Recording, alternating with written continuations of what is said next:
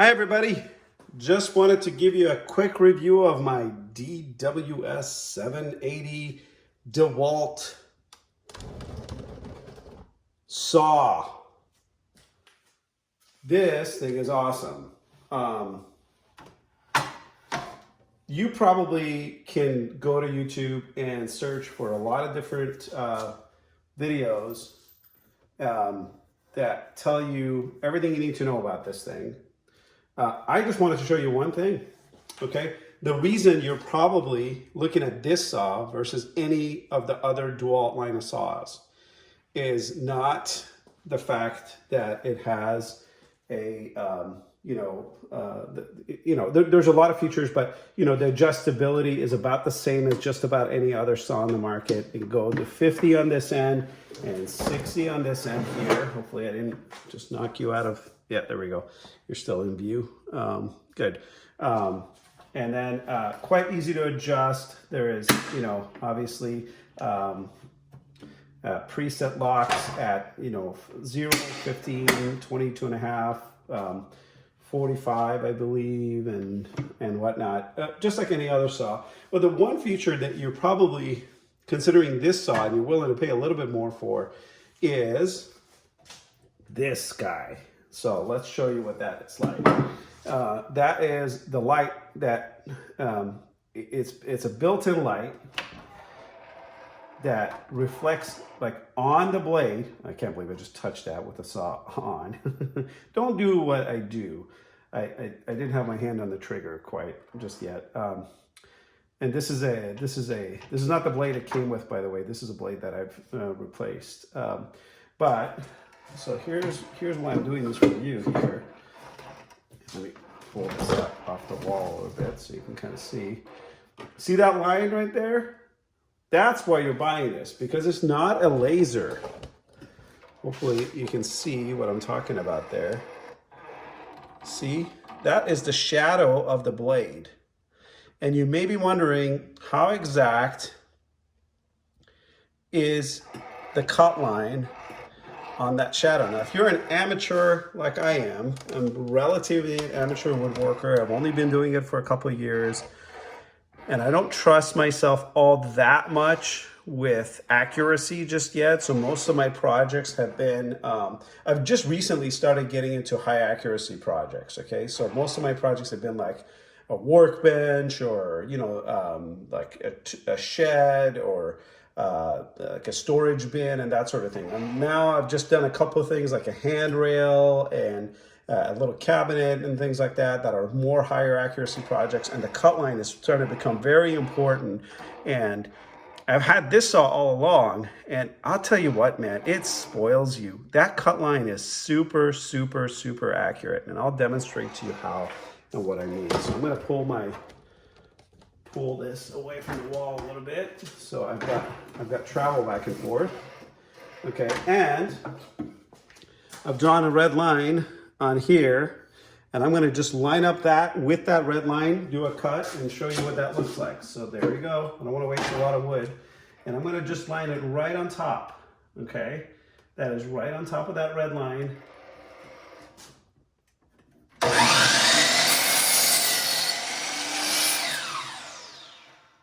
I don't have my vacuum mount or connected just right now.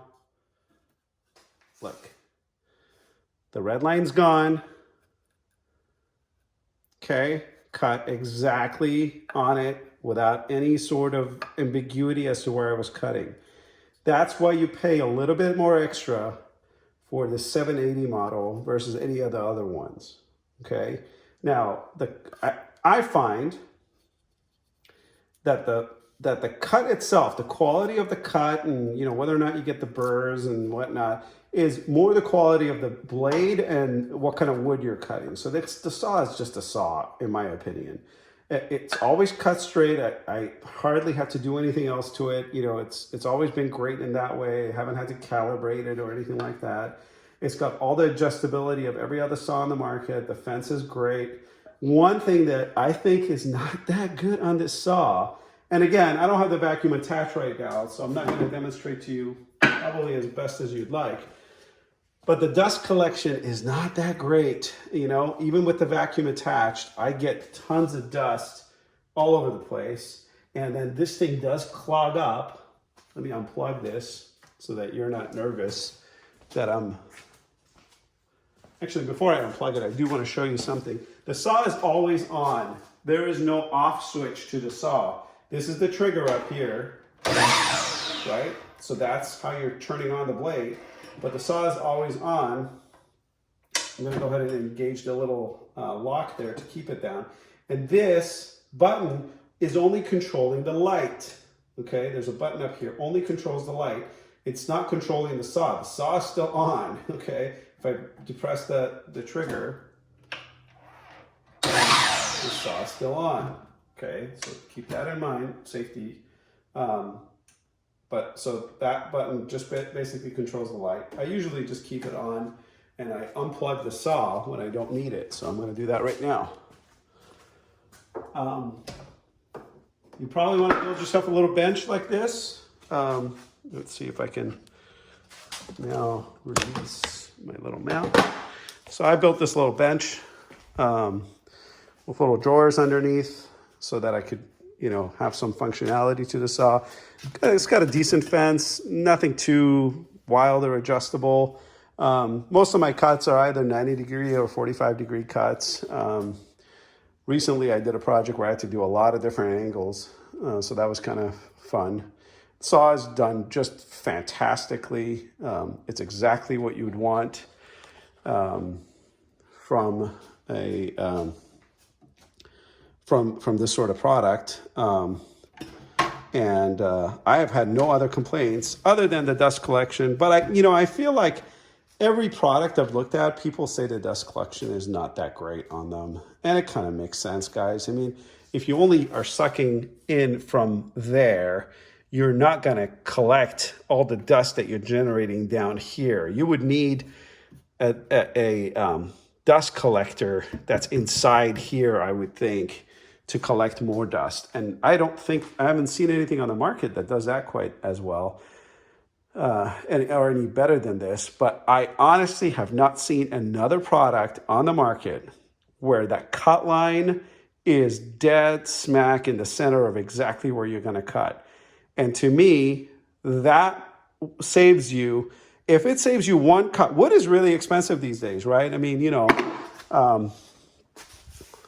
this is probably $400 or $500 worth of scrap. Okay. So if I were to just make one cut incorrectly, that would cost me sometimes $20. It could cost me $20. It could cost me maybe a little less. Maybe it'll cost me $5 or whatever. But if I just do that like 8 or 10 times in a month, I've paid for this feature right there. And the convenience and the speed, I don't have to even think about it. As long as I've measured and marked, I can get on there, zip, done and done, never think twice about it. It's 100% of the time it's been accurate. I changed the blade right away, and I've actually had the same blade now for quite a while. I think this is a blade that I bought from Harbor Freight, and it's been really great, I have to say. As much as Harbor Freight products are usually dumped on quite a bit, their blades are actually quite a bargain. I won't get into that. This Dewalt product, for that feature alone, I think it's worth it. Leave your questions and comments in the description. If you have other questions about the saw, I apologize. This is not a very thorough review. This is more of a review of the cut line shadow, whatever you want to call it, feature. I prefer it 100% over those laser features because on the lasers, I've never got a laser to really line up with the exact cut line. I've never had a product where that feature worked 100% of the time. So I think that you're going to get your money's worth off of just that one feature. I don't know if Dewalt makes other saws with that same feature or not, but this DWS780 certainly has it. It's a double bevel sliding compound miter saw. Okay, so it's the only miter saw I have right now. And it's the only one I'll probably ever need. These things don't break that often. I don't put it through the paces as much as like a contractor does. I'm a home hobbyist, so I probably use it once, maybe twice a week to make about between 10 to 20 cuts each time. And I feel like with that amount of use, is probably going to outlast me. It's a very high quality product, and can't say enough good things about it. So if you're on the fence, go pick one up. I'll leave a link to the description on this on Amazon, but honestly, you probably find a better deal than Amazon at your local Home Depot, is my guess. If they carry it. The problem is, I've seen at Home Depot, they don't always carry this specific model. They might have it on their website. I just usually wait. When I want to buy a big thing like this, first I look for it used. And if I can't find it used, because there's a lot of guys like me that are hobbyists, they'll pick something up and then they quickly realize they don't really need it full time. I am not that guy with this specific product, but I am that guy with a lot of things that I buy. And, you'll probably find it on Craigslist pretty easily. But if you don't find it that way, I would probably wait for a sale. Around the holidays, these big power tools kind of go on sale quite often. So I've talked a lot about this now without telling you any more about the features of the product. So I apologize. Again, please click subscribe. That'll really help me out. Link to the product in the description. And if you have any questions, I'm more than happy to answer them. I promise I will very quickly. So hope to hear from you. Thank you.